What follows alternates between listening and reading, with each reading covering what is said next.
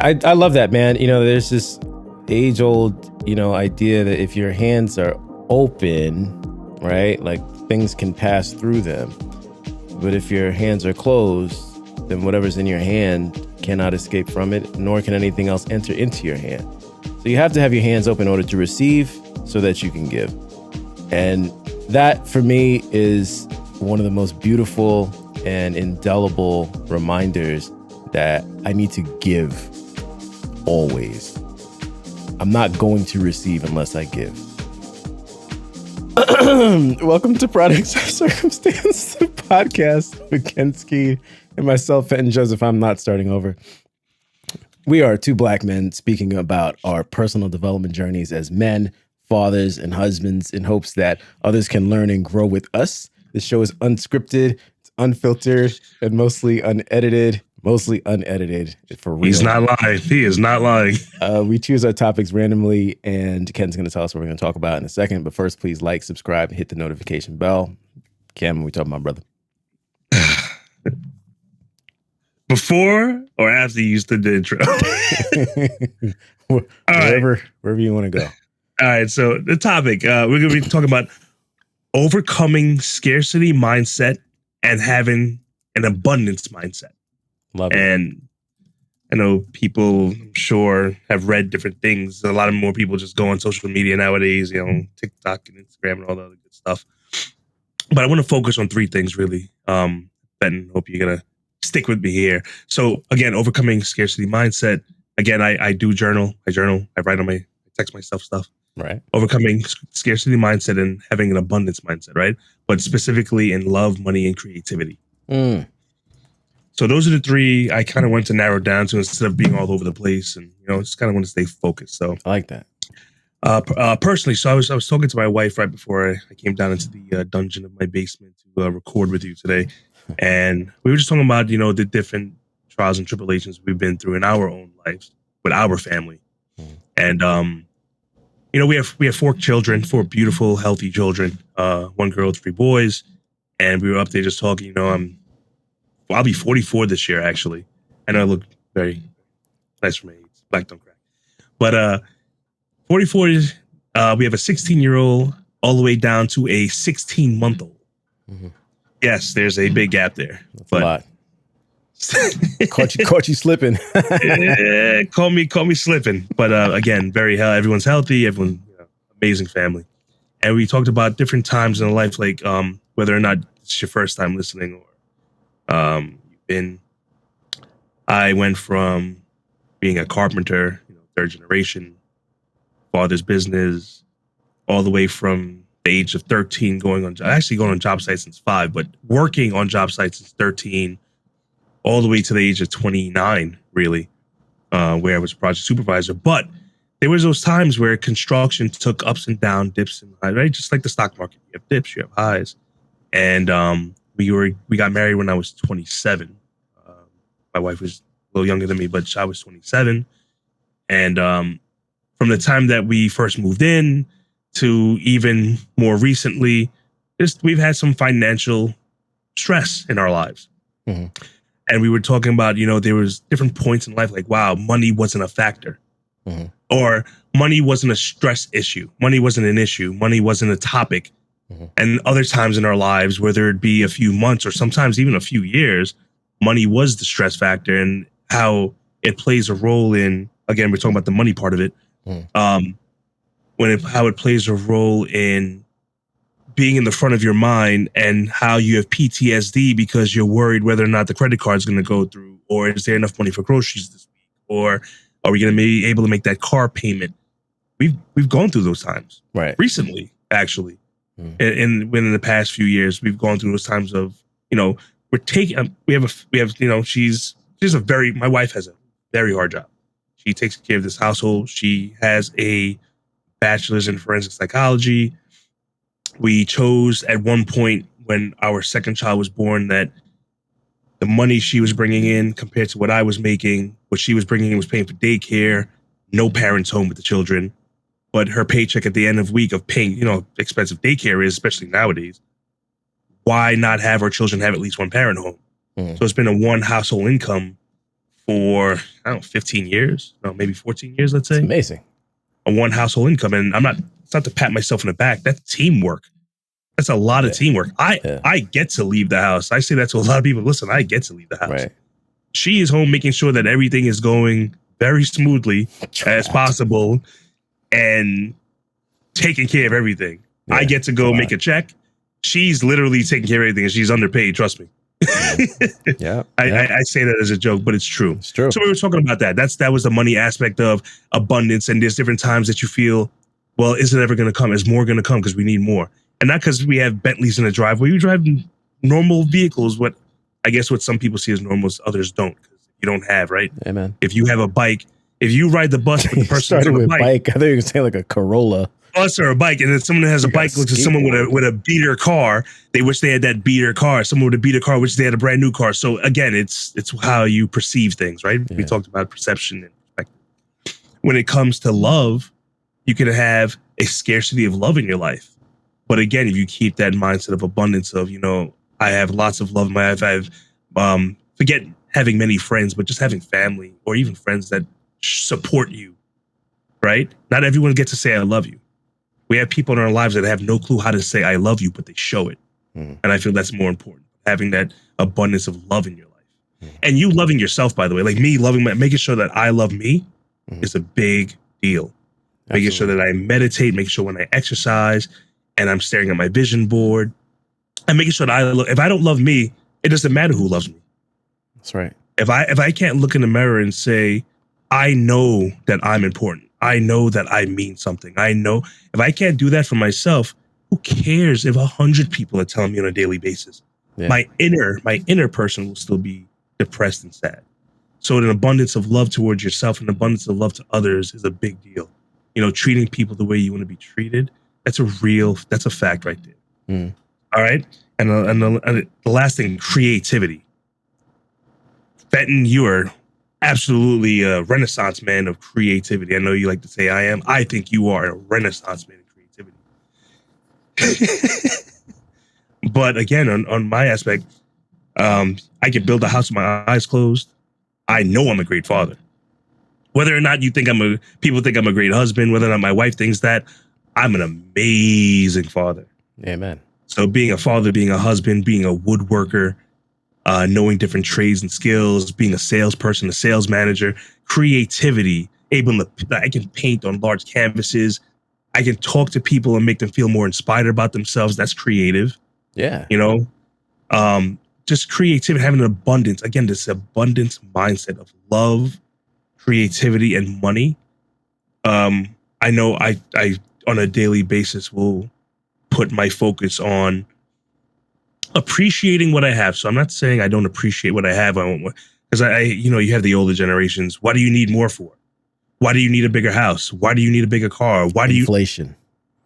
Yes, thank you. Because groceries are disgusting. I just spent $144 at BJ's for 6 items. On cashews. Yes, one of those items was diapers, but still. But I keep an abundance mindset because if I don't, I'm going to eat away at myself. I love telling myself, look, I want more. But also, whenever we have more, personally, when we have more, we also give more. So we've helped out family many of time. We've helped out friends many of time. That was the discussion we were having just now. We were at a different place in our life, let's say even 3 years ago. Our family, it was my wife's side of the family, needed some help with something. And didn't even think twice. It was like, yeah, we can send it down. Don't worry about it. Yeah, we'll send it down. A death in the family had happened right after that. We had to fly down to Florida. We didn't think twice. Right, let's get these plane tickets real quick. Let's get this hotel. We're gonna need a big rental car. Let's get the big 3-seat rental car. The big Tahoe, the big Excursion, whatever it is. We didn't even think twice about it. But again, and when we got down there, we still shelled out money to help out because the mindset of abundance when it came to finances and to love, everything comes back to you tenfold. Trust me, whether you say God, whether you say the universe, whether you say whatever, you're spiritual and you're not religious or vice versa, it's a real thing. And God or the universe, it's listening. That energy, that force field is listening when you speak to it. And when you speak to yourself and your inner person and know that you can give the abundance of love and and finance and creativity, it comes back to you. So I know I'm rambling a little bit, but It's a good it's ramble. it's a definitely a conversation that I feel more people need to have with themselves. Because if you can't center yourself and know that you're worth more and you're creative and you can do anything you put your mind to, that's a real thing. I know we say to our kids all the time, anything you put your mind to, you can do. Some people don't even believe it. That's why Tell they your can't do children it. this. Right. You tell your children this, but you don't even believe what you're saying. You got to Oh, like believe the it. parent doesn't believe it. Right. Sorry. Yes, the parent. I thought that was clear, but thank you. Thank you for clearing that up. The parent doesn't even. I know this isn't your point, but just to speak to that real quick, I think that even if the parent doesn't believe it, it's still good for them to say it. Because I agree the with kid you. could believe it, even if the parent doesn't. And that could I be agree with helpful. you. Yeah, no, very helpful. But Yeah. the parent needs to believe it also. Absolutely. Because it shows. It shows your kids are paying attention to you. Yeah. And by the way, I'm, again, 44 this year, right? Mm-hmm. I'm still my mother and father's child. I'm still baby Kenny. Mm-hmm. Right to them. Right. I'm watching them grow. They're watching me grow. But I'm still their child. But I'll know if my parents are, if they say to me and they don't believe what they say. I can read that. Your 5-year-old can tell. Yes, she can. For kids are very, very, very quick. They're very smart. Yeah. Intuitive. But that's all I got. That's all. What do you? I love that, man. You know, there's this age old, idea that if your hands are open, right, like things can pass through them. But if your hands are closed, then whatever's in your hand cannot escape from it, nor can anything else enter into your hand. So you have to have your hands open in order to receive so that you can give. And that, for me, is one of the most beautiful and indelible reminders that I need to give always. I'm not going to receive unless I give. I can't receive unless I give. And that's why, people need to understand that overcoming the the scarcity mindset, you just have to flip the switch. You have to practice it. You have to do. You have to say, you know what? I don't have as much as I would like or think I should, but I'm going to give anyway. I'm going to act as if I do. So if I only have $5 in my pocket, I can give of that $5. I don't have to wait until I have $50 in my pocket to say, all right, now I can give somebody $5. Or I can have the $5 and just give away the $5 and say, well, now I have nothing. Well, you do have something. You have your generosity, right? And more importantly, you have now released what was in your hand so that more can enter. You got to let it go. We invest in the stock market. You have to put the money into the stock market. The money's not going to grow unless you invest it. But you got to let it go. You got to transfer it from your bank account to your investment account. Now your bank account has less money in it than it did before the transfer. But your investment account is going to grow over time with compound interest, right? So you end up with more than what you lost. And I think that's a really good analogy. You're always going to end up with more than what you give away. And it could be money. It could be love, creativity for sure. I love that you included that in the list because, first of all, it takes a Renaissance man to know a Renaissance man. You can also cook. That's a big deal. I'm sure I could paint something if I tried, but not like you. Guy can build a whole house. It's crazy. I find that the more I share my ideas with people, the more ideas I come up with. Because it's the same concept. I have this stuff floating around in my head, right? And when I get it out and I share something with you, it now frees up that space. For anyone who's listening, if you've ever had an idea in your head that you couldn't stop thinking about, you have to let it out of your head. You need to share it. Whether you put it down on paper, you call somebody and tell them, you execute on it. Once it's out of your head, now you literally have space in your brain for another idea, for more ideas. So don't ever feel like you can't share some idea that you have because you're not going to have another idea. Of course you will. what do they say? They say, like, if I have an idea and I share it with you, now two people have an idea. Ideas spread, they multiply. And that's how creativity works. And also, creativity is a muscle. If you don't try different things and try to be creative, like, you're not going to get any better at it. I used to be not so great at public speaking. And then I would get put up to speak. I worked at this mortgage company, and they had these town halls, and it was a couple hundred people that come up to the fifth floor. They were on the fifth floor, and all the CEO would speak, and the COO, and the head of marketing, and all these different things. And I got into a role within the company where I was asked to speak. And I'll never forget, it was the CMO. I think his name was Brett. I had cards with notes on them. And he said to me, while we were standing there, like in front of everybody, and I think I was waiting my turn to speak, he was like, get rid of the cards. Don't use the cards. Just go up there and say what you have to say. And I was scared. I was like, he's bugging. Like, if I don't have these cards, I'm not going to remember it. I put the cards down. I went up there. I gave my little speech. People clapped. It was well received. And I became a voice within the organization. People wanted me to speak. They wanted me to go there and just give my take. Everybody who knows me knows I have hot takes. I speak the way I speak, and you're going to get what you're going to get. I can't really help you. You're just going to have to deal with whatever comes out of my mouth. And it's the same way when I preach in church. I come from a little bit on the left, but that's me. And it's what makes me unique and makes me special. But I had to work at that. I had to work at getting the fear out of the way and just deciding to just be myself and know that, you know what? I don't need cards or notes to help me, have the words to speak. The words are going to come. Just open your mouth. And I think life works that way in almost everything that you do.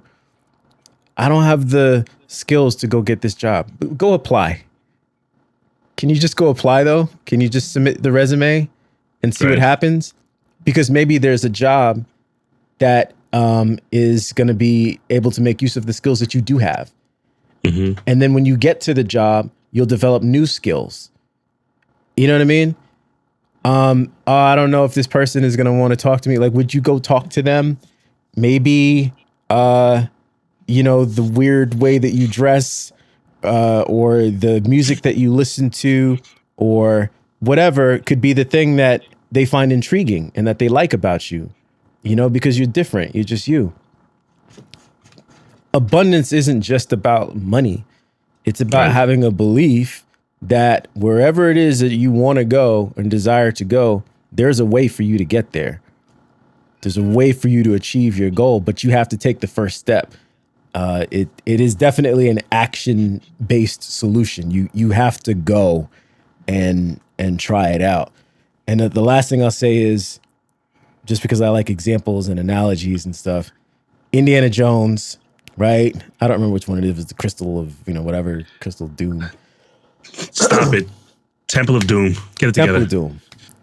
Yo, I'm mad old. I don't remember these things. He walks on the over the chasm, right? He's got to get to the other side, and I think he took some sand, right? And he took the step.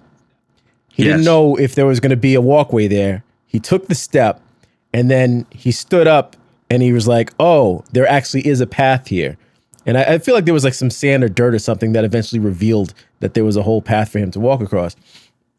And the point is, be like Indiana Jones. Take the step over the chasm and trust that you're not going to fall. Wait, you talking about crystals? No. See, come on, man. What's wrong with you? You're messing up Indiana Jones right now. All I know is I'm going to edit you out.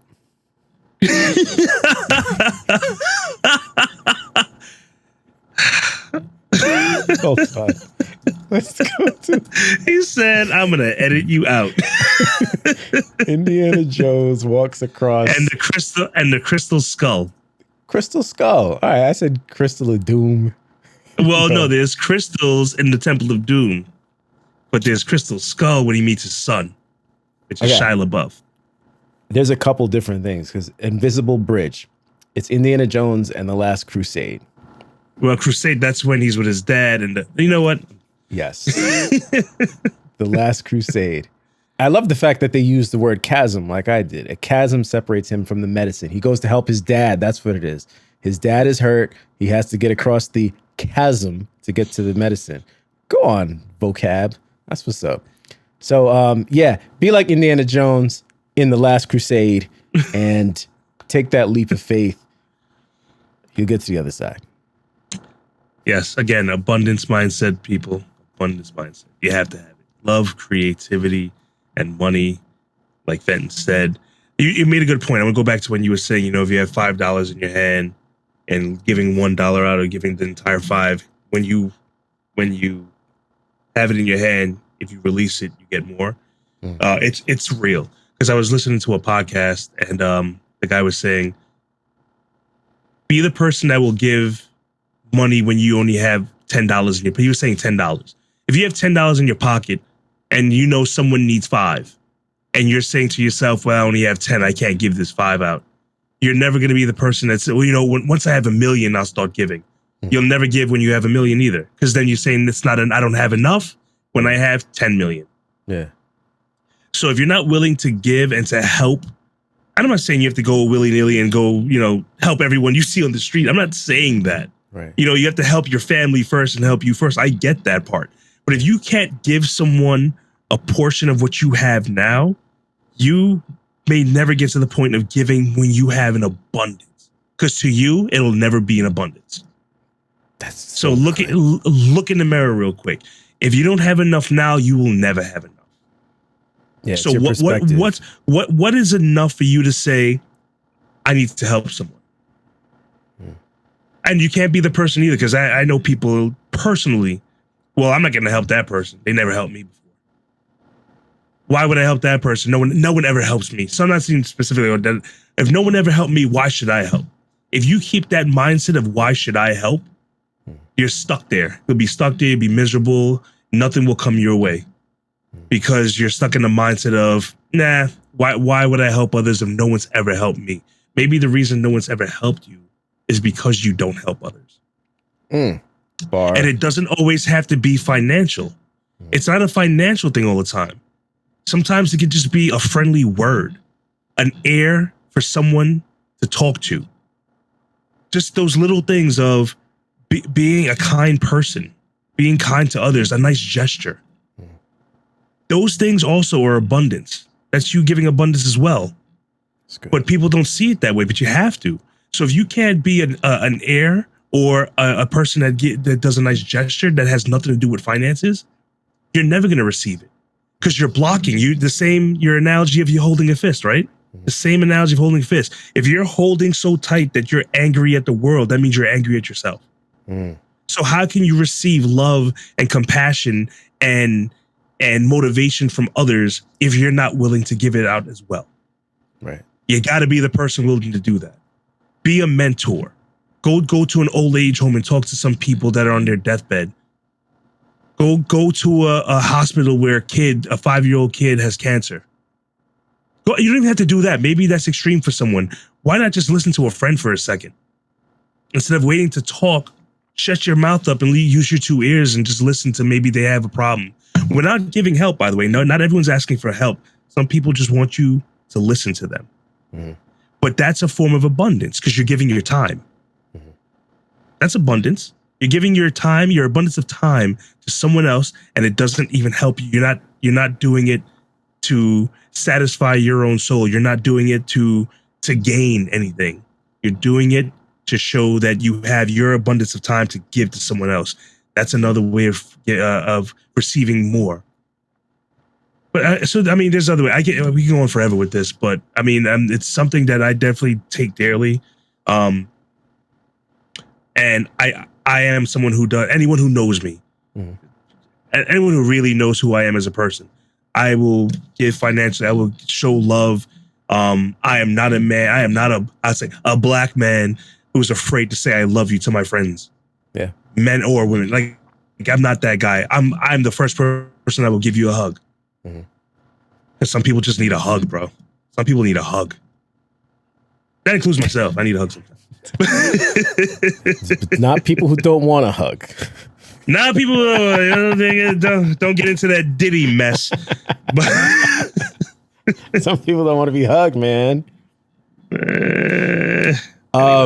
I would love to talk about this conversation for a really long time. I have to go get my daughter from school, but I have so much that I would want to add, but let it suffice to say, that's an excellent wrap up. Please, y'all, believe that there is more in every aspect of your life. Listen to this conversation and go apply it to every single part of your life, because it really does apply to everything. Abundance over scarcity all day, every day. Hit like and subscribe. Share with somebody on their personal development journey. And we'll catch you next week. Love you, bro. Love you too, man. Won't you get some sleep there? No, there's no sleep for weary. Peace.